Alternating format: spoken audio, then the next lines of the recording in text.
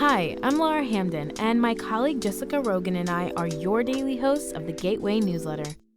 We meet with the editors in the STLPR newsroom every weekday to bring you the top local stories of the day in a quick and easy 6-minute read by 6 a.m.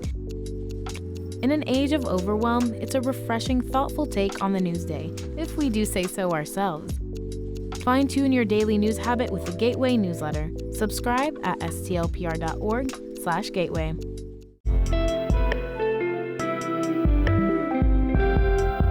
From the St. Louis Public Radio Newsroom, this is The Gateway. It's Friday, May 29th. I'm Abby Larico. A song-filled version of The Tempest by the St. Louis Shakespeare Festival uses music to tell a story of revenge and forgiveness. People are harsh, and people, out of their woundedness, they reenact those things upon other people. That's what people do. And it's the challenge of a lifetime to overcome that. St. Louis Public Radio's Jeremy Goodwin brings us the story of this fresh take on a theater classic that's coming up after this news on The Gateway. A $30 million grant from the Federal Aviation Administration will be key to helping consolidate St. Louis Lambert International Airport's terminals. As St. Louis Public Radio's Will Bauer reports, airport leaders and elected officials were at the airport yesterday to celebrate the grant. The $30 million will be combined with another $20 million grant to build up what's known as the Central Utility Plant. That's where the electricity is produced to power the airfield. It's a step in the process of combining Lambert's terminals into one mega terminal. That project still needs final approval from the airlines, which is expected later this fall. Lambert director Rhonda Homnabrigi says each of the grants cumulatively will make a difference. I think that's what we have been dedicated to, showing the airlines, the work that all the team is doing and all the support that we have behind us to really make an effort to tag these together to really see a difference at the end of the day. If approved by the airlines, the terminal consolidation could start construction next year and finish in phases between 2028 and 2032. I'm Will Bauer, St. Louis Public Radio. The final price tag is expected to exceed the original estimate of roughly $3 billion. The mother of a St. Louis man who died in ICE custody is speaking out after the president of Colombia criticized the U.S.'s immigration policy. St. Louis Public Radio's Brian Munoz reports. Colombian President Gustavo Petro is calling for a formal diplomatic protest against the United States after Brian Garzón-Rayo's death by suicide in a Phelps County jail last year. In a social media post on Wednesday, Petro said the U.S. government should, quote, reflect on how their immigration policy is killing Americans and Latin Americans. Lucy Garzón is Garzón-Rayo's mother. Pues sí, me sorprendí porque la verdad nunca me imaginé que el presidente fuera a comentar una publicación del caso de mi hijo o de casos así. She says, well, yes, I was surprised because I would have never imagined that the president would comment on my son's case or cases like it. Garzón says she still has questions around the circumstances of her son's death. The Phelps County Sheriff's Office, which operates the jail, did not immediately respond to a request for comment. I'm Brian Munoz, St. Louis Public Radio.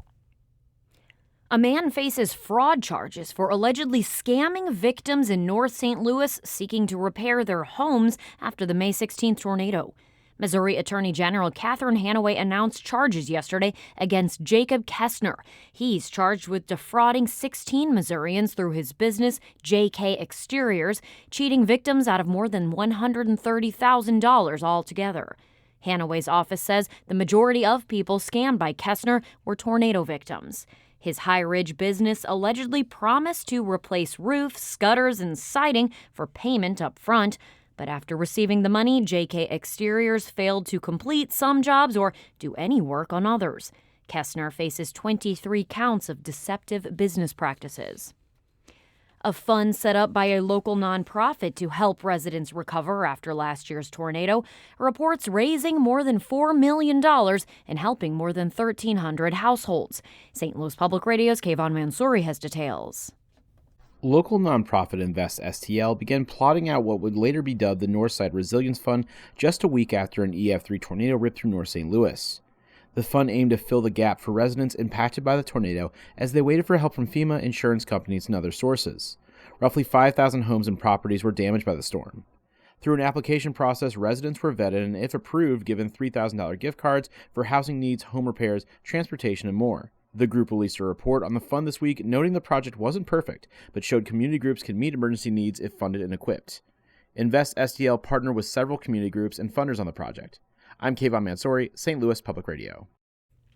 The Illinois legislative session is expected to wrap up this weekend, and lawmakers have a lot of big decisions to make. One of them is the state's proposed budget bill.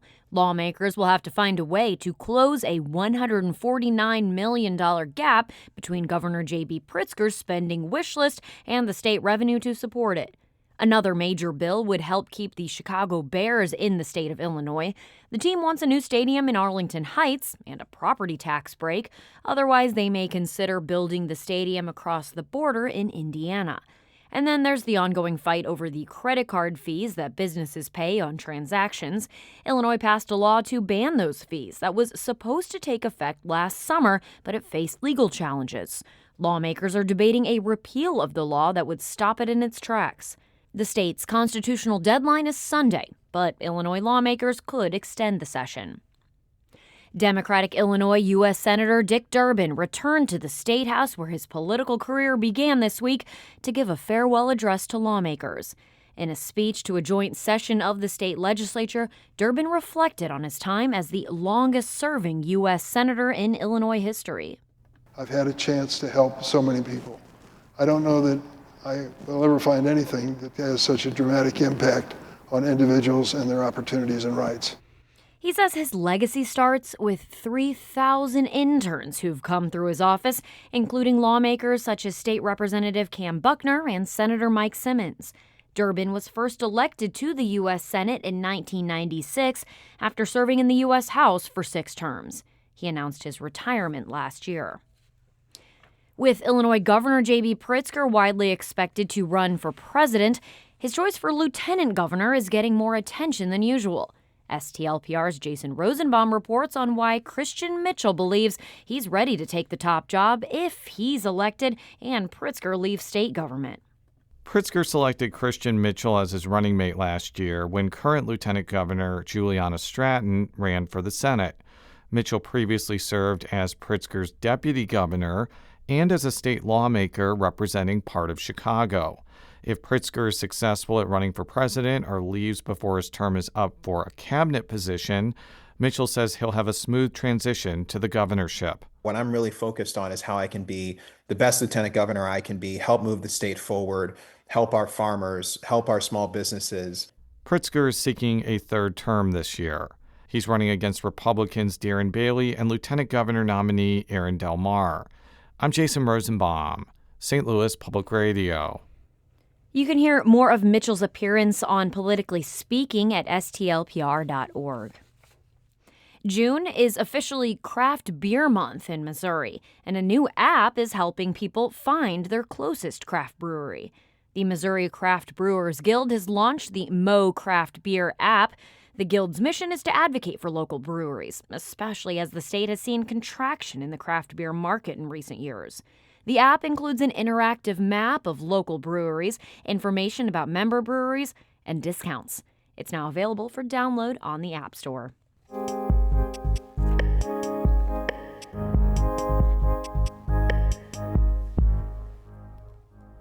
William Shakespeare's The Tempest is a tale of revenge and redemption.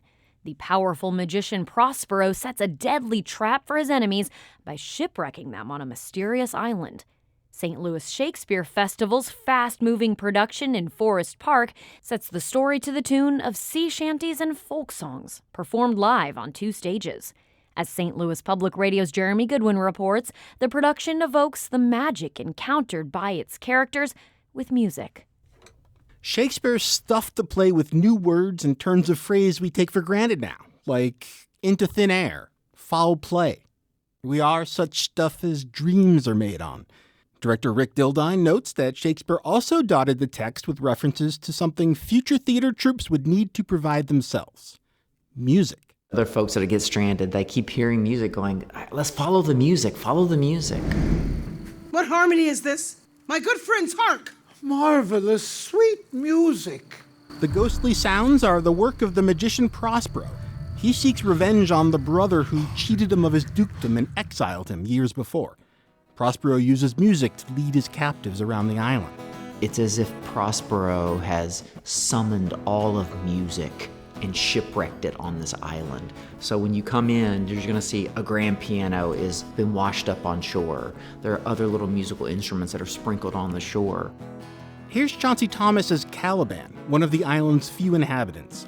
He's explaining the mysterious sounds to some shipwrecked newcomers. The isle is full of noises, sounds, and sweet airs that give delight and hurt not. Sometimes 1,000 twangling instruments will hum about mine ears. That's from an early technical rehearsal on stage at Forest Park. But to truly picture it, you need to ask, which stage? There's a second one, placed out in the middle of the audience's picnic baskets and lawn chairs. That's where actors will dramatize something referenced only briefly in the play. The traveling party is sailing home from a wedding in Tunisia. A song-filled pre-show evokes the wedding reception.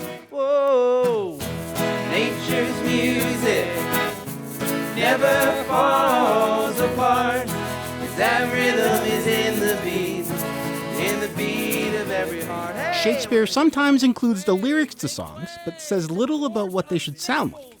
That leaves a lot of creative leeway. This production went with a mix of folksy Americana and what director Dildine calls old sailor songs. To bring us sugar and tea and rum, oh brave monster, lead the way, we'll take our leave and go.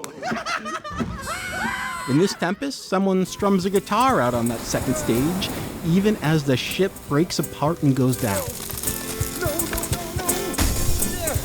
All lost, to prayers, all lost. Mercy on us! Oh.